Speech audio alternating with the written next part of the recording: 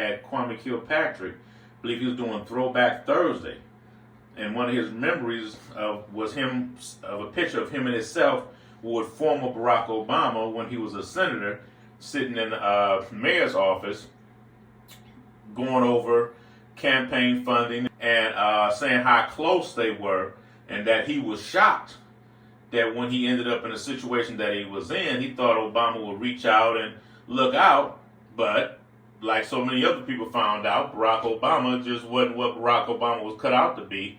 But yet in turn, he thanked God for Trump. Throwback Thursday. Me and the future prez chilling in the mayor's office back in 2007. We supported each other. He helped me with a fundraiser in Chicago, and I did the same in Detroit. I thought we were real cool, but he sure left me locked up in that cell. Things done changed. It's cool. It was meat for the master's use. The Lord moved President Trump's heart, and now God gets all the glory. Thank you, Lord. Of course, they had a whole bunch of hashtags, and one of them said hashtag Trump. Because Trump, through the grace of God, came through and blessed him and helped him out of that situation. You guys seen that? Oh, yeah. Well, I ain't seen it. I ain't seen it. That's not my scene. But I will say this. I was locked up in federal prison. I was at Fort Dix, New Jersey. And they have two sides. They got the east side and they got the west side.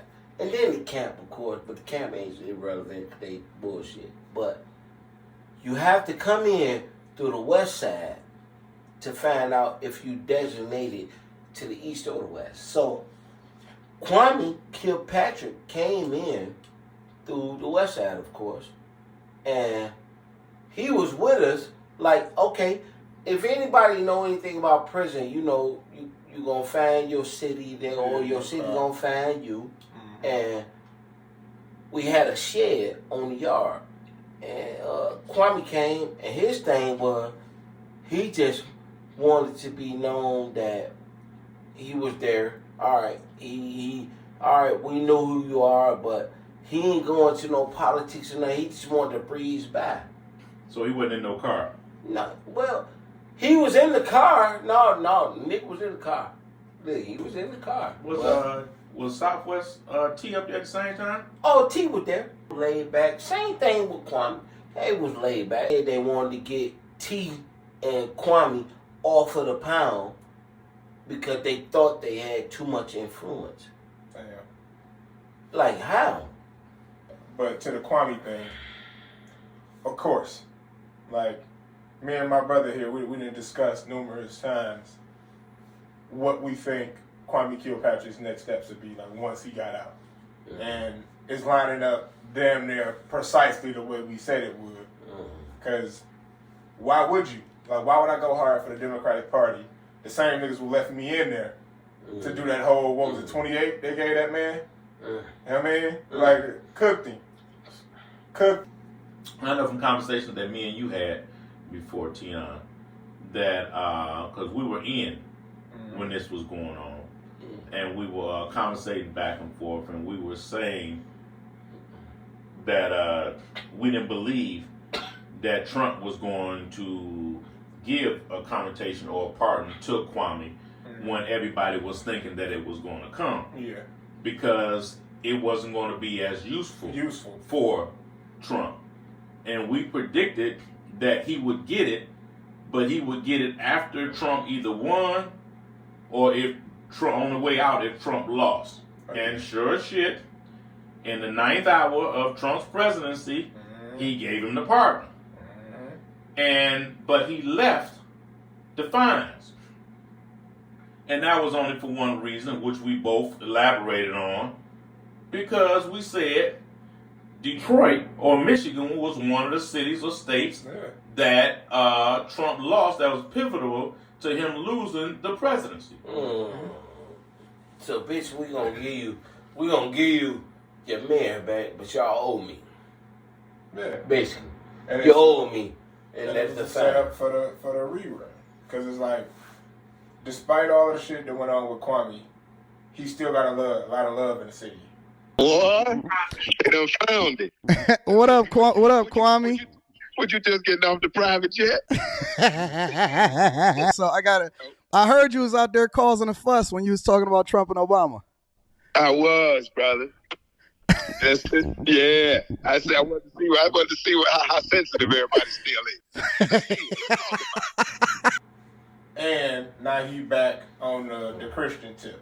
So you swing that, you take all the support that I already got from when I was mayor, and attach that to the political push, and now he got a power base, which he can influence to maybe y'all should consider Trump. Do you think with the timing of Kwame coming out and wanting to do a throwback Thursday that he may be projecting Oh, definitely. or telegraphing something? And if so, what? Oh, most definitely. Like, there was an interview he did a few months ago where he specifically hinted at that. The interviewer asked him, how do you feel about politics right now? And he said, you know, I'm kind of neutral right now, and if I were to get back into politics, it most certainly wouldn't be on the Democratic side. And he didn't expound upon why, but as me and you both discussed, he's much more valuable to the Republicans than he would be to the Democrats. So are you possibly saying, well, this joke over here dancing, are you saying or telegraphing yourself that Kwame may return, that he may be returning back, but as a Republican? Oh, most definitely, most definitely. And if he can get back into politics, I'm not certain what the specifics are on his limitations. But what I will say is he still has a power base, a bag of influence that he can dig into and push and shape, and that's extremely valuable to Trump. Because Trump needs that black male vote. It's already starting to trend towards him. But if he could get a little bit of that female black vote, which Kwame, because the niggas, we know what Kwame is. Kwame's a street nigga who just happened to grow up in a political family. He handled himself, the way he moved and all that shit, straight street shit. We all see through the bullshit. But the hoes love him. They put him in office. I'm going to say something controversial. I really don't think he needs the need black female vote at all. And I think what Kwame Kilpatrick would be is a representation of prison reform. Hold on. Or reform overall because of what he did for Kwame. And I believe that will bring in Most the certainly. black male vote. Let's cut this shit. Get me off the camera. Get your ass over here. Recording, and I'm not, that ain't my fucking field. So there you go. Y'all go. Alright, so as we both pretty much came to the understanding at some point, you will see Kwame Kilpatrick back in some form of politics. If it's not directly involved, it will be campaigning for something. Because for one, the man took you out off a 28 piece. You're gonna be thankful. You're gonna expound upon the greatness of Trump as you already have. And once again, the value is there. It's not there with the Democrats.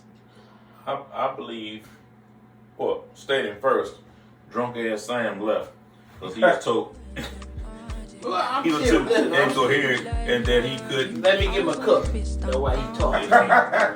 He back. Don't mind none of the campers, and you just think he flashed back in his main drink right there. But anyway, that's the reason why I'm here and he's gone. Okay, but I think the symbolism of just Kwame Kilpatrick coming out is more so than the representation of the First Step Act, which we know was passed while we were in.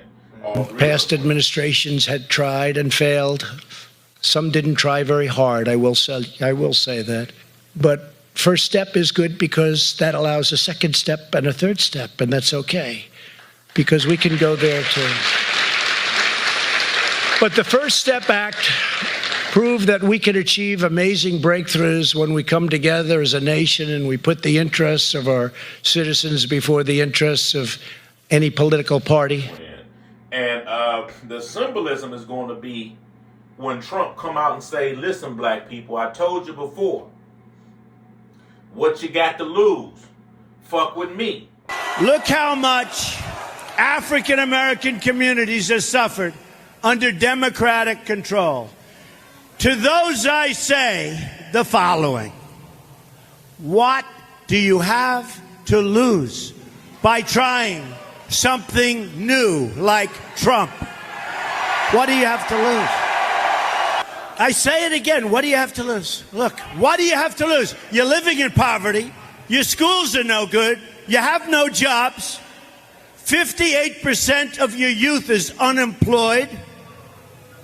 What the hell do you have to lose? You got mad at me before. There's your man. I looked out for him. I looked out for a lot of black males and sent them home, which I know for sure. We experienced personally. And your mayor of Detroit, Kwame Kilpatrick, your own party turned on him. Your own party did not sign nothing to get prison reform done. Even a black man that was in the presidency didn't do nothing to help you. Kwame Kilpatrick is going to be the representation of, I give my word, what I'm telling you right now, I'm going to do. That's what he's going to represent. Because Trump, in the 9th hour, is going to come out and make some promises to the black community, and he's going to point to Kwame Kilpatrick, and Kwame Kilpatrick is going to back it. When Trump first ran, Trump went to and convened a meeting with all the black bishops that turned on him and would not back him. But then Kwame come out, and I'm not questioning that man's faith. I'm not questioning that man's faith. But now he comes out and he decides to be a preacher. I ain't trying to trick nobody, manipulate nobody. I ain't trying to cheat nobody. I ain't trying to do none of that. The light is on. The light is on. Look at me. This is me. As my one sister is saying on the Black African channel, talk black to me, somebody. Yeah, most definitely. Like, it's the perfect story. It's wrapped perfectly. You couldn't build it better. Yeah. It's the prodigal son. Yeah. You know what I mean? And what American don't like a good comeback story, baby. And we love it. And we love criminals. Like, America's a criminal country. We built on that. Facts. Oh boy, he at it again. Okay, we're gonna calm him down. We'll get back to you on the next one. Oh, please forgive me, but right now we panhandling for subscriptions. Subscribe. Like and subscribe. Okay, Please you do. gotta tell them to like too. What? Like. You ain't in there. Like. Wait. But subscribe. Yeah, there it is. There you Couldn't go. say